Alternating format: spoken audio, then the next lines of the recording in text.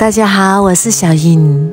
为什么我们在做水煮荷包蛋时，鸡蛋明明选得对，但是煮出来还是会粘锅，又不成型，还有一大锅的白沫子？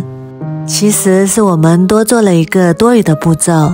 今天就给大家分享一个做荷包蛋最正确的做法，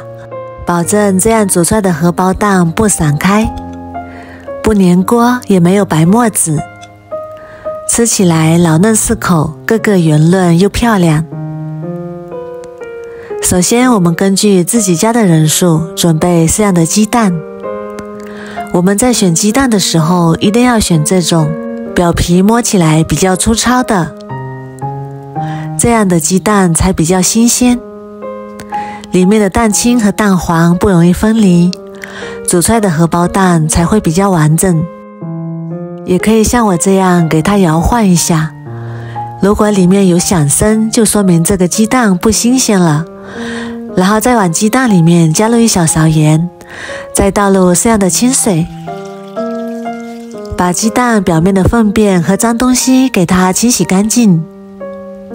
这里加入了食盐，可以起到杀菌消毒的作用，一定要仔细的清洗干净，不然在打鸡蛋的时候容易把细菌带到鸡蛋里面去。洗至像这样表面发亮就可以啦，然后把它捞出来控干水分，先放一旁备用。接下来锅中倒入多一点的清水，然后盖上盖子，开中小火给它烧开。接下来我们再准备几个比较浅的小盘子，然后分别往里面加入一点清水，像这样给它转动几圈，然后一个小盘子里面打入一个鸡蛋。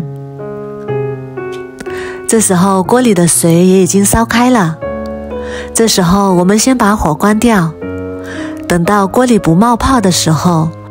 贴近水面把鸡蛋给它慢慢倒进去，因为有重力的作用，如果盘子离水面距离比较高，鸡蛋在下落的过程中，蛋清和蛋黄就很容易分离。关火倒入鸡蛋，是因为如果开火，水会一直沸腾翻滚，倒进去的鸡蛋就很容易被冲散，而且就会产生大量的白沫子，或者是我们挑选的不新鲜的鸡蛋，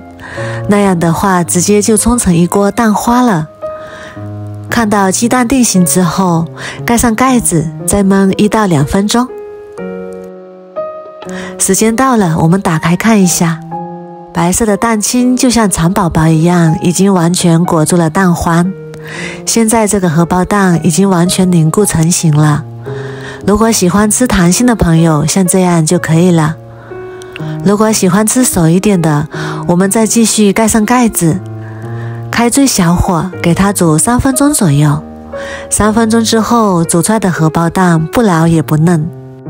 我们来看一下，这时候的蛋黄是7分的糖心，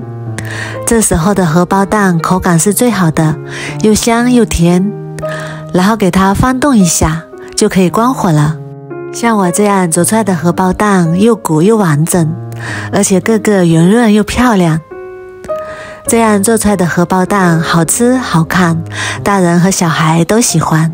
如果用它来当早餐吃，可以加入一点生抽，或者是白灼汁都可以，也可以调一个料汁，更加的入味。小碗中加入1勺生抽，1勺香醋，一点点食盐，入一下味。有条件的朋友还可以加一点芝麻香油或者是橄榄油，再加一点点葱花，然后再加上几勺煮荷包蛋的水，这样我们的荷包蛋汁就做好啦。然后用勺子搅动搅动，最后再把煮好的荷包蛋加进来，这样煮出来的荷包蛋看起来就非常的有食欲。早上吃上一碗，1天的营养都足够了。如果你也喜欢，赶紧收藏起来试试办。我每天都会更新不一样的美食视频，喜欢我的视频就关注我吧，谢谢您的支持。